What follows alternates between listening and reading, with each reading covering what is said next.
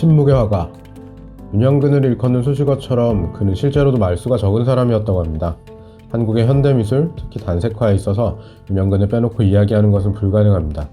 그는 최고가 기록을 매년 경신하고 있는 김한기의 가장 아끼는 제자이자 사위였습니다.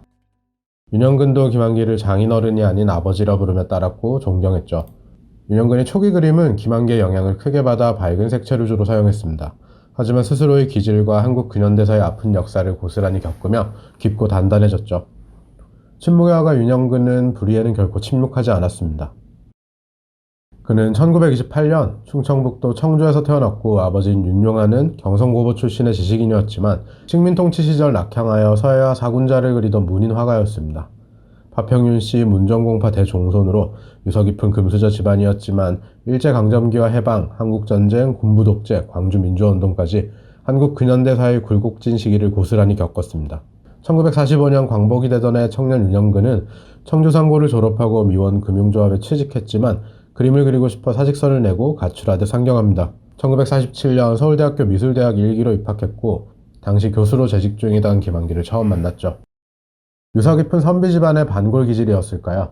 입학 이듬해 미 군정청에 국립서울대 설치한 소위 국대안에 반대하는 집회에 가담했고 구류 조치 이후 제적되었습니다.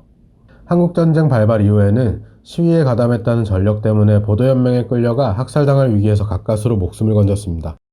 그야말로 눈앞에서 죽음을 목격한 그는 평생 자신의 삶을 덤으로 사는 것이라 여겼죠. 윤영근의 작품에서 느껴지는 어떤 초연한 감정은 그가 겪은 죽음에서 시작되었으리라 봅니다.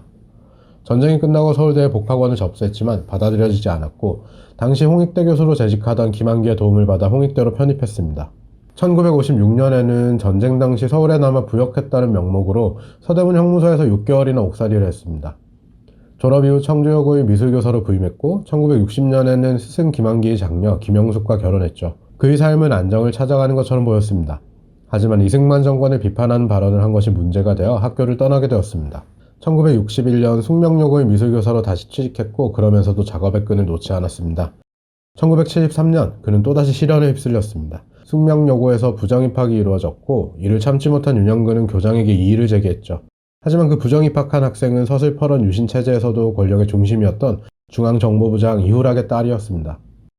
이 사건 직후 어처구니 없게도 윤영근이 평소 즐겨 쓰고 다니던 모자가 레닌 모자라고 하며 빨갱이로 몰려 구속되었습니다. 다행히 한 달 만에 석방되었지만 그는 이후 거의 10년간 당국의 감시를 받는 요시찰 인물로 지정되어 교사 생활은 물론 정상적인 직장에 취업도 불가능했습니다. 이 사건 이후 그의 그림은 색을 잃었습니다. 언제나 불의에 침묵하지 않았던 그에게 돌아온 것은 좌절의 연속이었죠. 이 때문에 윤영근은 자의반 타의반으로 전업 작가의 길로 들어섭니다. 그의 대표작들이 바로 이 시기 완성되었습니다. 당시 주변인들이 왜 그런 그림을 그리나 라고 물었을 때 그는 화가 나서 그렇다 라고 답했다고 하네요. 격동의 시기에 온몸으로 겪은 울분을 토해내듯 거대한 붓으로 찍어내린 검은색의 기둥들이 7, 80년대 윤영근의 대표작들입니다. 윤영근이 스스로 작품을 규명한 의미는 천지문입니다. 흑빛의 번트엄버와 하늘빛의 블루를 섞어 만든 오묘한 빛깔의 검정. 블루는 곧 하늘, 엄버는 땅을 의미하며 이 두 가지가 섞인 검은 기둥들이 나란히 서서 문을 만들어냅니다.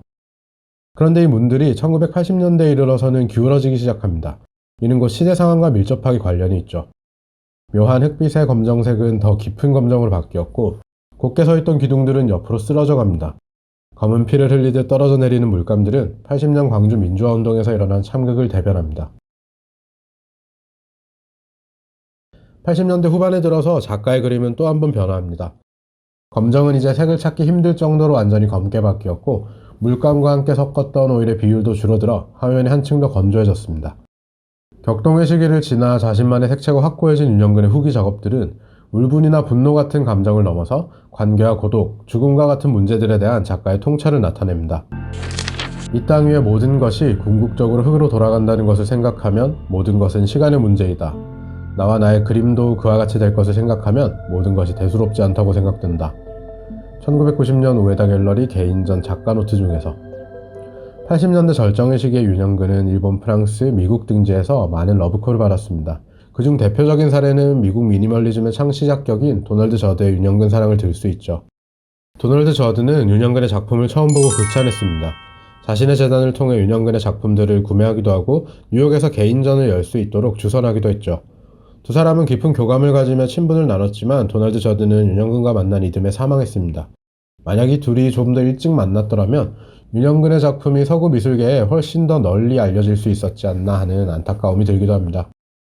이후 그의 그림은 해외에서도 조금씩 알려지기 시작했고 오늘날 한국의 단색화는 한국에서 전개된 독자적인 미술운동으로 인정받고 있습니다. 2000년대 들어 윤영근의 말년기 작품은 다시 한번 변화합니다. 화면을 가르던 거대한 검은 획은 단단한 사각형으로 바뀌었고 다양한 구도로 배치됩니다.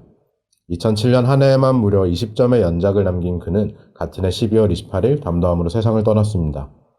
윤영근은 장인 김한기의 오주기인 1979년 7월 25일 일기에 글을 남겼습니다.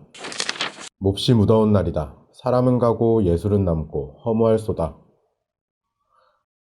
앞서 말했던 것처럼 윤영근의 작품은 장인 김한기의 영향을 크게 받았습니다. 하지만 부잣집 외아들이었던 김한기의 인생에 비해 윤영근의 인생에는 굴곡이 너무나 많았죠. 그는 생전 장인의 그림을 잔소리가 많고 하늘에서 노리는 그림이다 라고 평가했습니다. 반면 자신의 그림은 땅에서 논다고 이야기했죠. 그의 말처럼 윤영근의 청다색 시리즈는 그야말로 땅의 빛깔입니다. 기름을 섞은 물감과 거친 면포가 만나 생긴 자국은 인간의 땀과 피를 닮은 것 같습니다. 아직까지도 한국 미술품 시장의 최고가 기록은 김한기의 독차지입니다. 윤영근은 국내에서는 김한기의 사위 그리고 단색화 작가로만 알려져 있었지만 그가 죽고 11년 뒤인 2018년에는 국립현대미술관에서 윤영근 회고전이 열렸습니다. 그 이듬해인 2019년 베니스 비엔날레 기간에는 베니스 포르투니 미술관의 초청으로 윤영근 회고전이 통째로 옮겨갔고 현재 극찬을 받았습니다. 이는 최고가 화가인 장인 김한기도 이루지 못한 업적이죠. 이제는 고인이 된 두 사람이 하늘에서 만나 남겨진 작품들을 보며 미소를 짓고 있을지도 모르겠네요. 세계적인 거장의 훌륭한 작품들도 좋지만 우리나라에도 정말 좋은 작가들이 많습니다. 앞선 영상에서 말씀드렸던 것처럼 저는 당분간 한국인 작가를 위주로 소개해볼까 해요. 다음 영상에서도 또 다른 작가와 작품으로 돌아오겠습니다. 지금까지 레차테 감자쌤이었고요. 재밌게 보셨다면 구독과 좋아요, 댓글까지 부탁드립니다. 감사합니다.